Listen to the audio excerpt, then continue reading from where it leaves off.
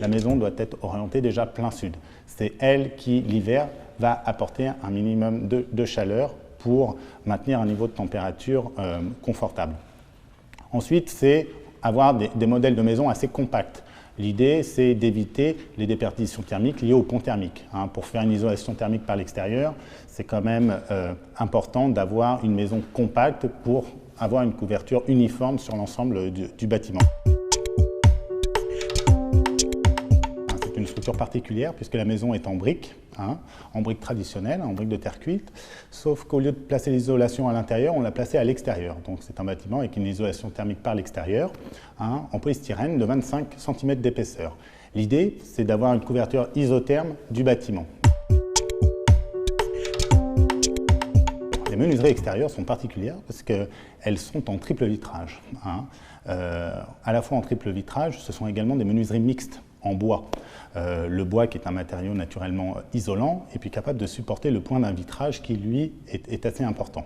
Le triple vitrage, pourquoi? Parce qu'il allie à la fois le confort d'hiver et le confort d'été.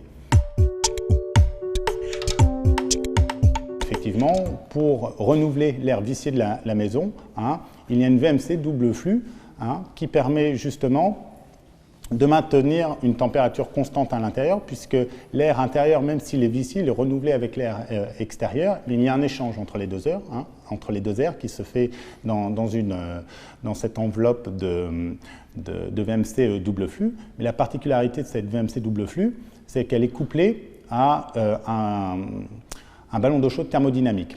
L'ensemble constitue un appareil, une unité élémentaire qui s'appelle le combinéo, et cet appareil qui fait à peu près 60 cm par 80 est une unité indépendante qui produit à la fois l'eau chaude sanitaire mais également la ventilation double flux. Donc cet appareil est très important pour cette maison parce qu'il est très peu énergivore.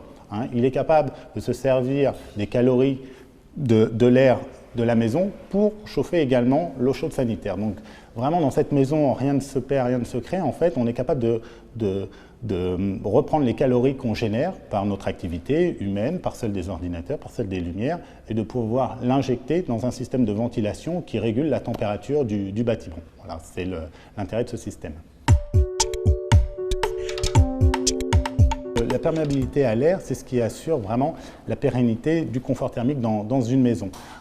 On a fait surtout la chasse aux fuites d'air parasites qu'il peut y avoir dans un bâtiment. Donc le calfeutrage est très important et il nous permet justement d'avoir une enveloppe complètement étanche à l'air. Pour avoir un bâtiment à énergie positive, ça sous-entend que le bâtiment va produire plus d'énergie qu'il n'en consomme. C'est le cas pour celui-ci. 50 mètres carrés de panneaux photovoltaïques nous permettent d'avoir une production bien supérieure à notre consommation qui, elle, est très très basse. Donc le delta étant très important, le bâtiment est à énergie positive. C'est un outil qui nous aide finalement à améliorer le confort au quotidien et notamment en notre absence, puisque effectivement le fait d'avoir des volets roulants qui s'ouvrent et se ferment suivant la luminosité, comme c'est le cas dans cette agence, permet d'avoir des déperditions thermiques en moins en notre absence, ou augmenter les apports solaires lorsqu'on est absent. Voilà, si on ferme les volets parce qu'il y a très peu de soleil pour éviter les déperditions thermiques, en revanche, ils peuvent s'ouvrir automatiquement lorsqu'il y a vraiment un apport de soleil, même en hiver, qui permet de rajouter des calories dans l'enceinte.